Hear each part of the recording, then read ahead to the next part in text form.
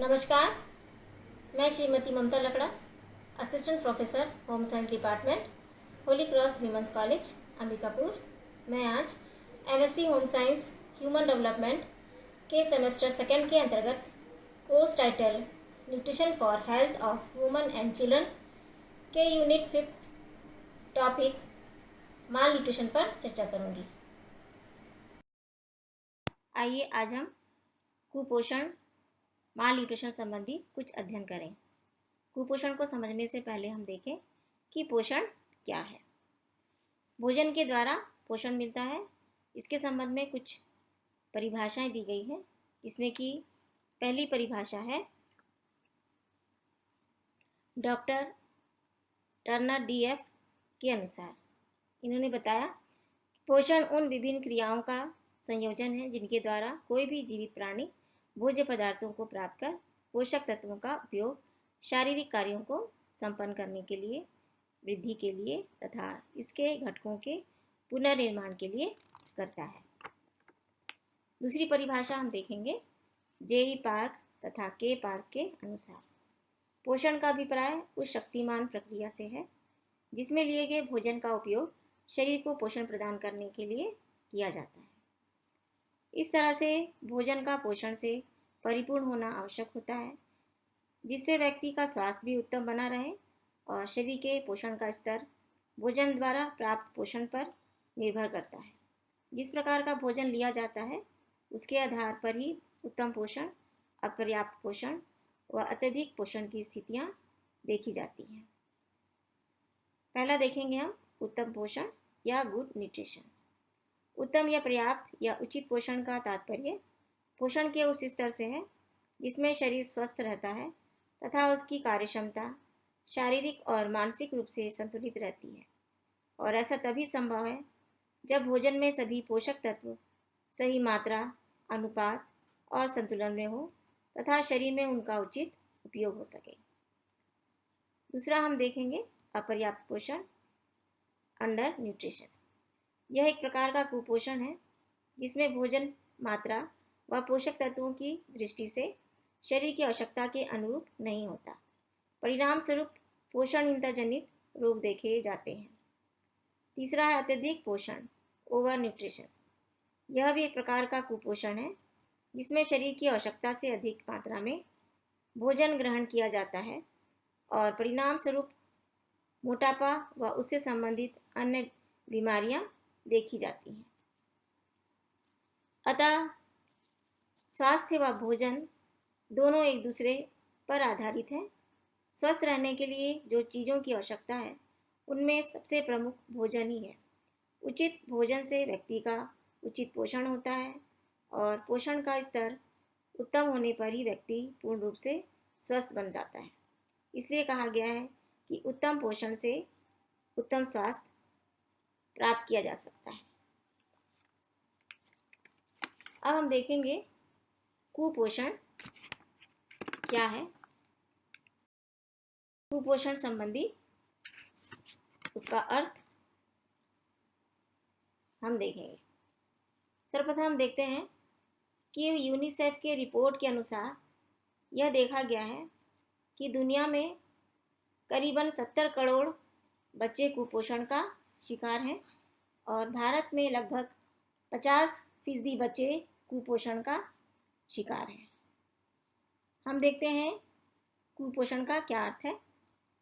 कुपोषण का अर्थ है गलत अथवा दोषपूर्ण पोषण, और यह स्थिति तब उत्पन्न होती है जब भोजन की दैनिक प्रस्तावित मात्रा नहीं ली जाती। और कई बार ऐसा होता है कि व्यक्ति संतुलित आहार लेता है परंतु दोषपूर्ण पाचन और अवशोषण के कारण शरीर को सभी पोषक तत्व उचित मात्रा में प्राप्त नहीं होते हैं। और अक्सर लोग कुपोषण का अर्थ अल्पोषण से ही लगाते हैं, परंतु कुपोषण के अंतर्गत 3 स्थितियां आती हैं, जिसमें कि पहला है अल्पोषण, अंडर न्यूट्रिशन, दूसरा है अति पोषण, ओवर न्यूट्रिशन, और तीसरा है असंतुलित पोषण, इम्बैलेंस्ड न्यूट्रिशन। पहला हम देखेंगे अल्पोषण। अल्पोषण का तात्पर्य भोजन में एक या एक से अधिक पोषक तत्वों की कमी का होना है और सभी गरीब और विकासशील देशों में कुपोषण का यह प्रकार बहुत प्रचलित है। दूसरा देखेंगे अति पोषण या ओवर न्यूट्रिशन। इसका अर्थ है कि भोजन में एक या एक से अधिक पोषक तत्वों की अधिकता। विकसित और संपन्न देशों में अति पोषण की समस्या बहुत गंभीर है और इसके कारण से मधुमेह, मोटापा, हृदय रोग, जोड़ों की बीमारियां आदि रोग अक्सर लोगों में दिखाई देते हैं। तीसरा है संतुलित पोषण। इसका तात्पर्य होता है कि आहार में कुछ पोषक तत्वों की कमी तथा कुछ पोषक तत्वों की अधिकता।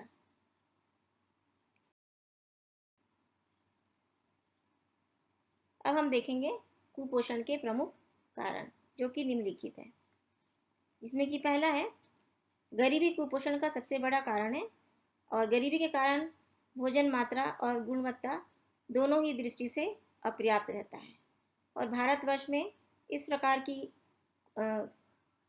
कुपोषण की स्थिति बहुत अधिक मात्रा में दिखाई देती है।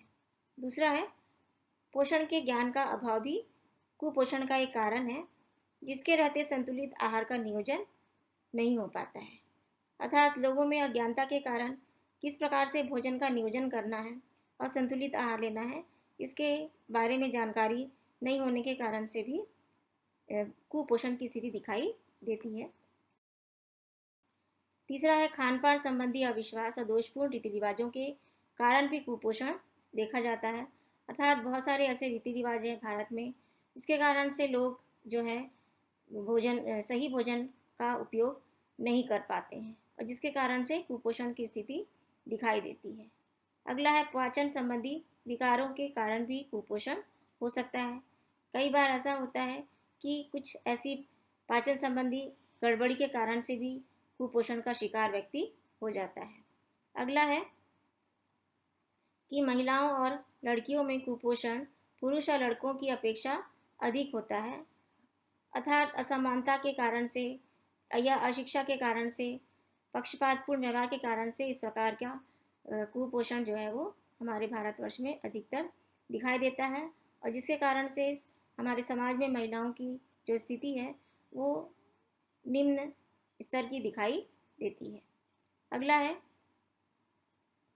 कि हमारे देश में तेज गति से बढ़ती हुई जनसंख्या भी कुपोषण का एक प्रमुख कारण है।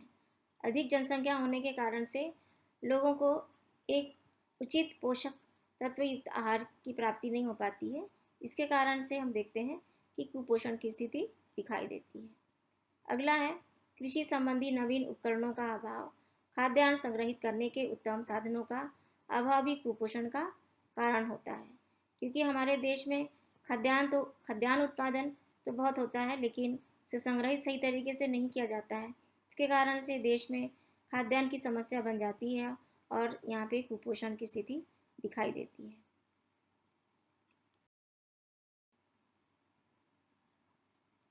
अब हम देखेंगे कि पोषक तत्वों की कमी या पोषक तत्वों की अधिकता के कारण से भी कुपोषण उत्पन्न होते हैं और इसे हम निम्न तालिका के आधार पर देख सकते हैं कि इसकी कमी या अधिकता के कारण से कौन कौन सी बीमारियां या डिजीज़ जो है वो दिखाई देती हैं, जिसमें कि पहला है पोषक तत्व प्रोटीन और इसकी कमी से होने वाला रोग बच्चों में होता है वह क्वाशियरकर है।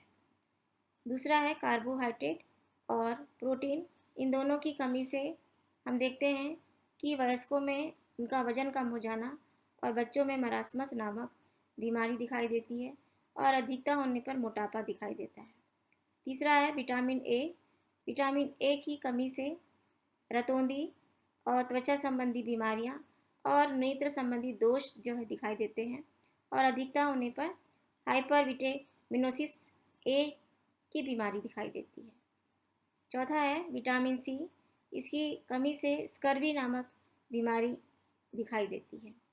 अगला है विटामिन डी की कमी से बच्चों में रिकेट्स और वयस्कों में ऑस्ट्रोमलेशिया नामक बीमारी होती है और इसकी अधिकता से हाइपरविटामिनोसिस डी होता है।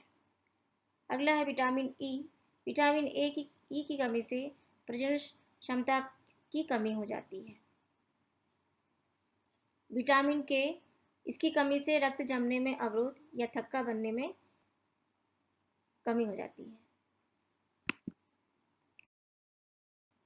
अगला है विटामिन B1, इसकी कमी से बेरी रोग दिखाई देती है। 9th है राइबोफ्लेविन, इसकी कमी से राइबोफ्लेविनोसिस नामक बीमारी दिखाई देती है। 10वां है नियासिन, इसकी कमी से पैलेग्रा रोग दिखाई देती है। 11 है कैल्शियम, इसकी कमी से दंत क्षरण नामक बीमारी, साथ में ऑस्टियोमलेशिया और ऑस्टियोपोरोसिस नामक बीमारी भी दिखाई देती है। अगला है फ्लोरीन, फ्लोरीन की कमी से दंत क्षरण और फ्लोरोसिस नामक बीमारी दिखाई देती है। 13 है आयोडीन, इसकी कमी से ग्वाइटर या घेंगा नामक रोग हो जाता है। और 14 है लोह तत्व, इसकी कमी से रक्त अल्पता या एनीमिया दिखाई देता है।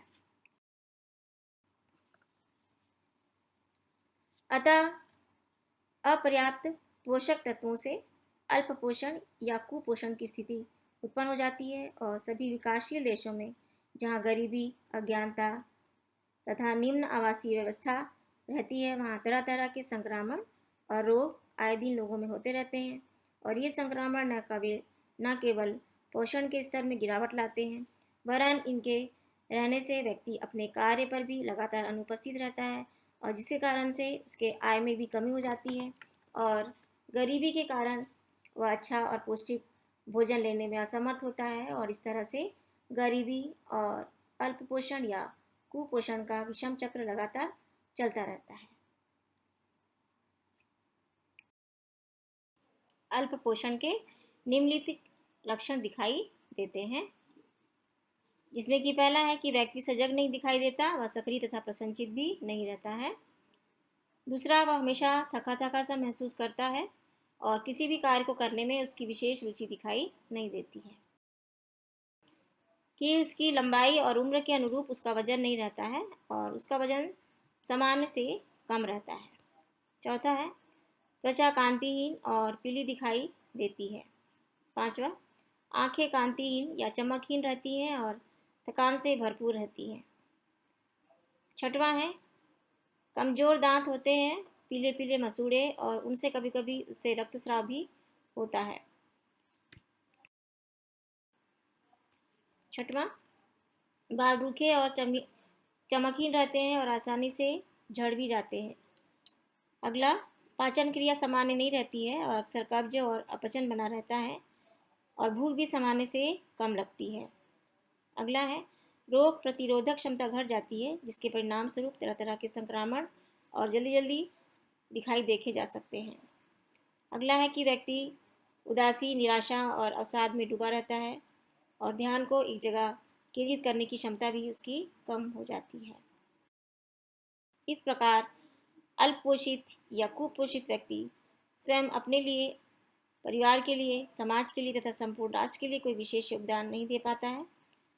इस अल्पपोषण को दूर करने में पोषण शिक्षा की अहम भूमिका हो सकती है। यदि यह मालूम रहे कि कितना, क्या और कैसे खाना है, तो पोषण संबंधी बहुत सी समस्या उत्पन्न नहीं होंगी और यदि पोषण का स्तर ठीक रहता है तो स्वास्थ्य भी उत्तम बना रहता है। परिणाम स्वरूप व्यक्ति की कार्य क्षमता जो है बढ़ जाती है तथा उसी अनुपात में उसकी आय भी बढ़ती है और बढ़ी हुई आय से उसका रहन सहन का स्तर और भोजन की जो मात्रा है और क्वालिटी में भी निसंदेह सुधार लाती है, जिसके कारण से हम देखते हैं कि कुपोषण की स्थिति जो है वो घट जाती है या कम हो जाती है। इस प्रकार से हमारे भारत देश में यदि सही तरीके का पोषण स्तर हो तो कुपोषण खत्म हो सकता है। धन्यवाद।